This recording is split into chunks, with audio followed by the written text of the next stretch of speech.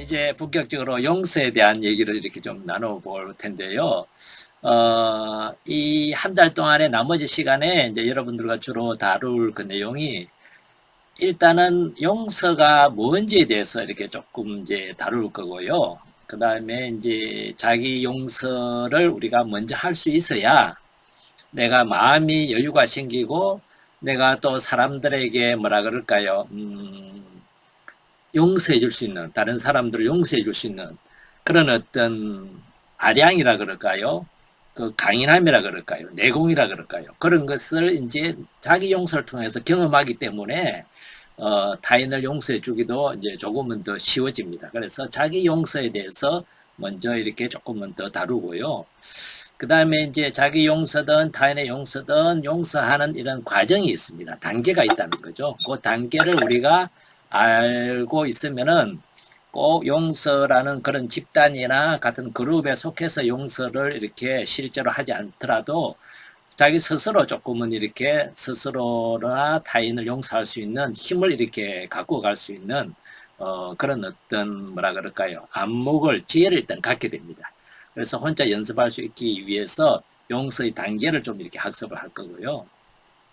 그 다음에 뭐냐 하면은 용서할 수 있는 그런 구체적인 단계가 그 이제 집을 짓는다면은 그 집이 좀 더 튼튼해지고 그렇게 하기 위해서는 기초가 튼튼히 놓여져야 되죠. 그죠? 그래서 그 기초에 해당될 수 있는 용서할 수 있는 기본적인 힘, 이제 마음의 근육이라고도 이제 많이 얘기할 수 있는데 내 마음이 전체적으로 건강하고 아주 안정적이라면은 거기에서 용서할 수 있는 힘도 나올 거고 내가 고통이나 상처를 대처할 수 있는 그런 어떤 힘도 나올 거고 인생을 즐길 수 있는 것도 다양한 것도 아마 거기서 나올 수 있을 거예요.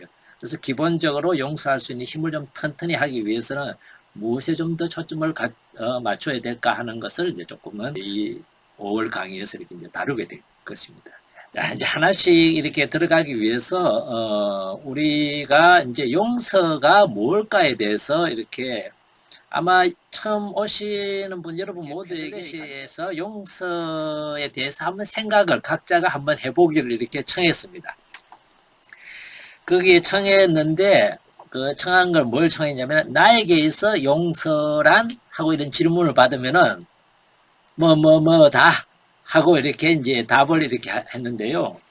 와 정말 놀랐습니다. 뭐냐 하면은 제가 이 패들렛에 올린 답을 보면서 용서 강의를 꼭 해야 되나 이 생각이 들 정도로 용서에 대해서 아주 훌륭히 그리고 정말 이 이론적으로는 그리고 용서에 대해서 개념적으로는 꿰뚫고 계시는 분들이 정말 많구나. 그래서 제가 이 강의를 계속 해야 되나 하는 그런 고민도 조금 생겼습니다. 이렇게 제가 다를 읽어드릴 수는 없어도 이렇게 몇 번 읽어드릴게요. 거의 명언이에요, 명언.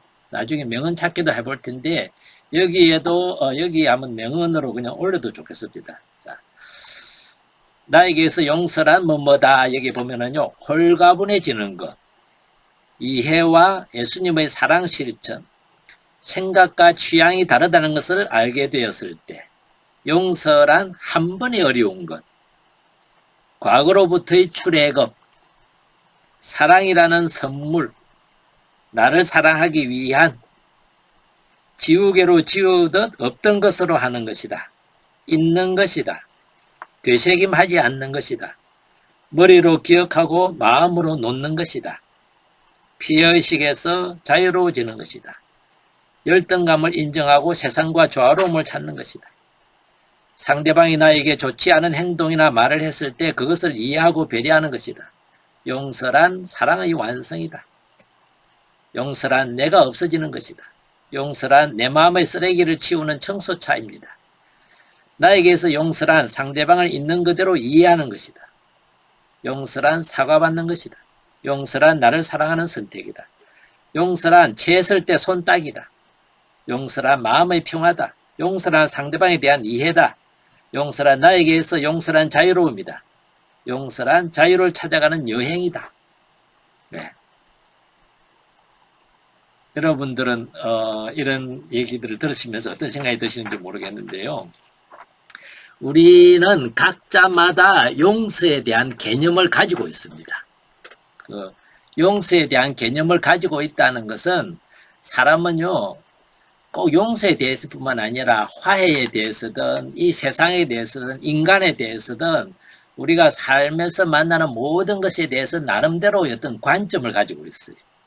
관점이라는 것은 내가 지금 대상으로 하는 그것에 대한 어떤 개념이라고 볼 수 있습니다. 대부분 자매님이시고 이제 형제님도 계시는데 남자분도 계시고 여자분도 계시는데 여자분들 안에는 아마 이게 있을 거예요. 엄마란 이렇게 하면은 엄마에 대한 개념이 있을 거예요. 엄마란 이런 사람이어야 한다. 그런데 그런 사람이어야 한다는 자기 나름의 그 관점과 맞게 살아가면은 스스로 어떤 생각을 갖게 될까요? 아, 나는 괜찮은 엄마다. 이 생각을 하게 돼요. 그런데 내가 가지고 있는 관점과 다르게 행동하는 모습을 내 스스로 발견하게 되면은 엄마답지 못하다 이런 생각이 들어요. 자, 동시에 여기 계신 분들이 아내라면은 남편이란 하는 개념이 있을 거예요.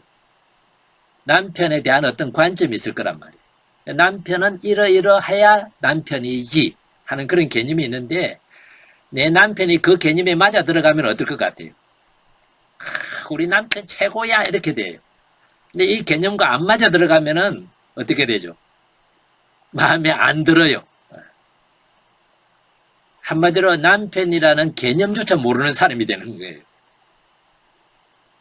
그래서 내가 가지고 있는 이 관점이 어떤가에 따라서 내 자신이 거기에 맞춰서 행동하려고 하기도 하고 동시에 다른 사람을 바라볼 때도 내가 가지고 있는 그 관점에 맞춰서 바라보려고 하기도 합니다. 그래서 여러분들이 가지고 계셨던 이 용서라는 개념, 용서에 대해서 바라보는 관점, 이것이 모두가 다 옳아요.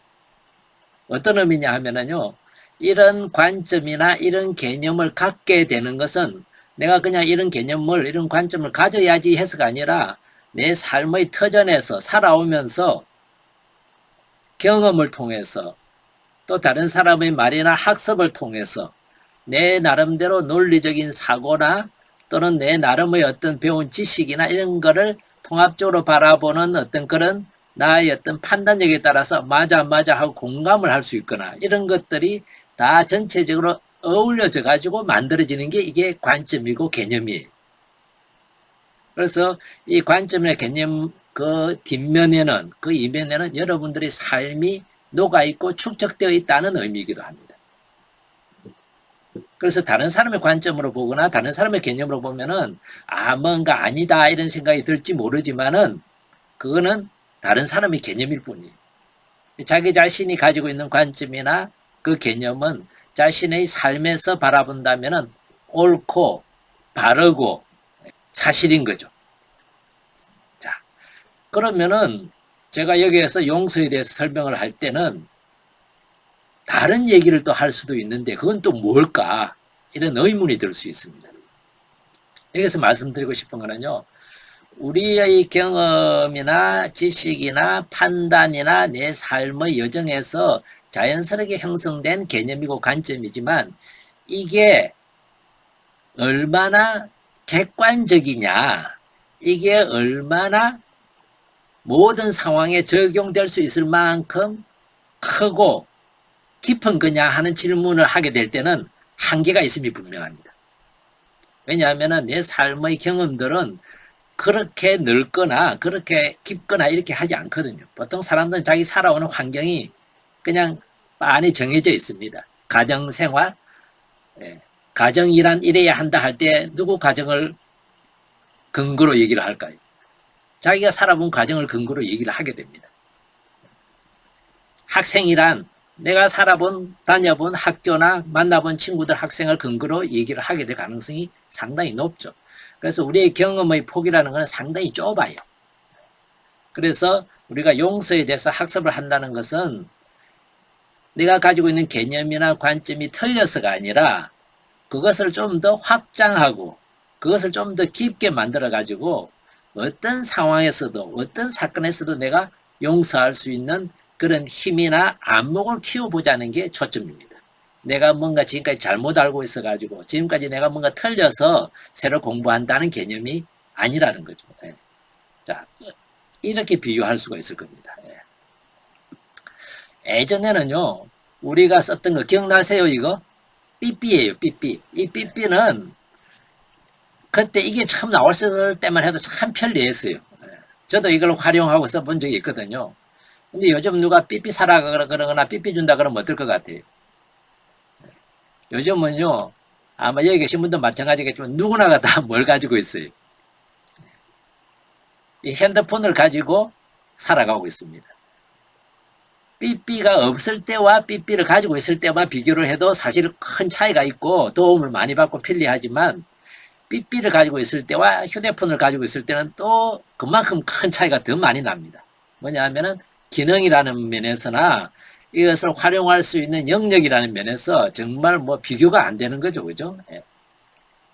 그래서 우리가 관점을 넓히고 깊게 만든다는 의미는 기능이 다양한 내가 어떤 곳에서도 적절하게 대처할 수 있고 내 상처를 치유해낼 수 있고 용서할 수 있는 그런 역량들을 갖고 간다는 의미입니다. 확장시키고 깊게 한다는 개념이지 전에 거를 뭐 틀려서 파기하고 뭐 이런 개념은 이제 아니라는 것을 이제 말씀드리는 겁니다.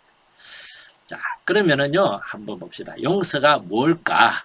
우리 각자 가지고 있는 개념과 여러분들과 비교를 해보시면서 어떤 것들을 내가 좀 더 확장해가고 어떤 걸 좀 더 깊게 만들어야 되겠다 하는 그런 관점에서 한번 바라보시면 좋겠습니다.